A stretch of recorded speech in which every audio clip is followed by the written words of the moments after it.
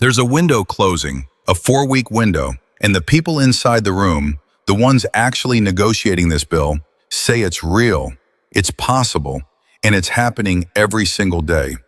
You're watching Coin Crusader, and what's being discussed behind closed doors on Capitol Hill right now could reshape the entire regulatory landscape for digital assets in the United States.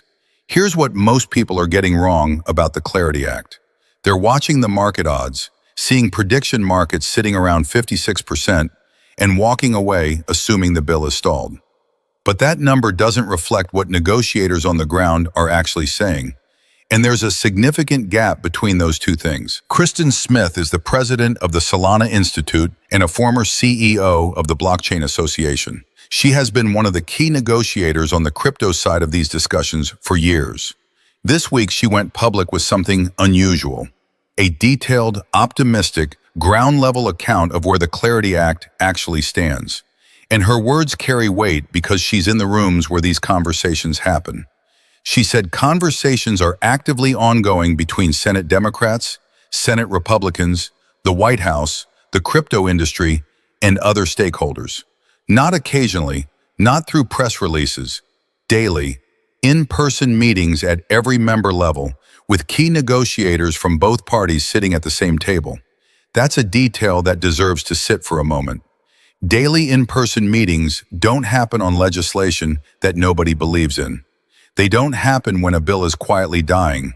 They happen when there is genuine momentum and a real deadline is approaching. That deadline is August 7th, the Senate's August recess, and the negotiators know it. Smith named specific senators driving bipartisan support: Bernie Moreno, Cynthia Lummis, Kirsten Gillibrand, and others on both sides of the aisle.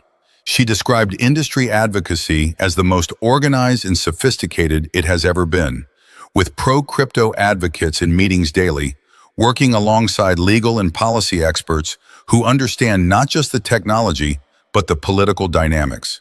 She was unusually candid about the obstacles too. There are still open questions around Section 604 of the bill, around illicit finance provisions, ethics concerns, and the BRICS-adjacent considerations around stablecoin policy. These aren't small things, but her point was that every time a roadblock appeared, the people at the table found a way to keep the process moving. And that pattern has held. Here's where things start getting interesting. At the same hearings on Capitol Hill this week, Cody Carbone made an argument that reframes how you think about the entire crypto regulation debate. His argument wasn't just that the Clarity Act would be good for the industry. It was that the United States government needs the Clarity Act if it wants to continue doing things it already considers a national security priority.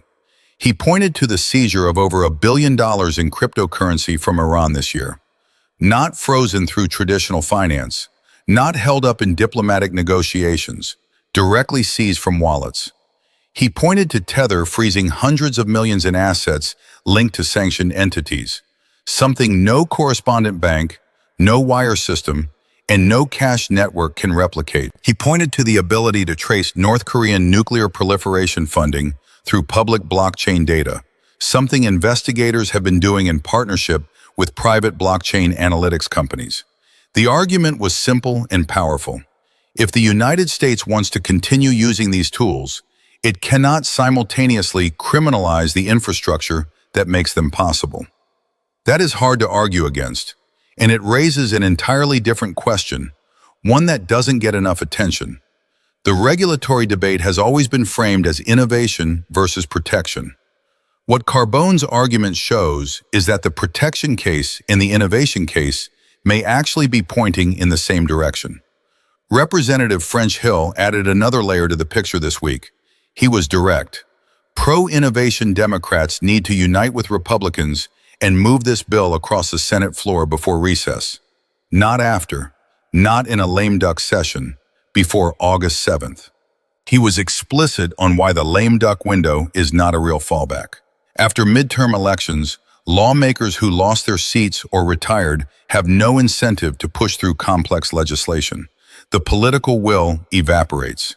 Historically, lame duck sessions produce unpredictable outcomes on anything substantive. The August deadline isn't just a scheduling preference, it's the only realistic path. Tom Lee, who has been tracking the bill's probability in prediction markets, said this week that he believes the real odds of passage are significantly higher than the 56% markets are currently pricing. He pointed to conversations with policy experts who describe a very different picture than the public signals suggest. There's also a market dynamic here that hasn't fully resolved itself. If the Clarity Act passes, many analysts expect it to function as a major signal for institutional capital, providing the legal clarity that large financial institutions have been waiting for before building deeper infrastructure on these rails. Rick Edelman reported this week that 95% of large financial institutions that don't currently hold crypto assets are planning to allocate for the first time this year. 3/4 of institutions already allocated are planning to increase their positions. That capital is sitting on the sidelines right now, waiting. Ripple's own public activity this week underlined what the industry expects. A branded truck carrying the message, "Protect consumers, support innovation, keep the U.S. competitive," was circling Capitol Hill. Ripple is not doing that to make a statement. Companies at Ripple's level spend those kinds of resources when they believe the outcome is genuinely within reach. The timeline now looks like this. Updated bill text is expected around July 4th.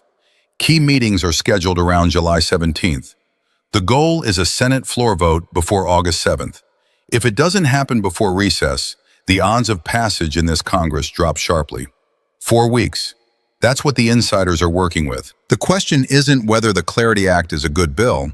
Most people in this space believe it is.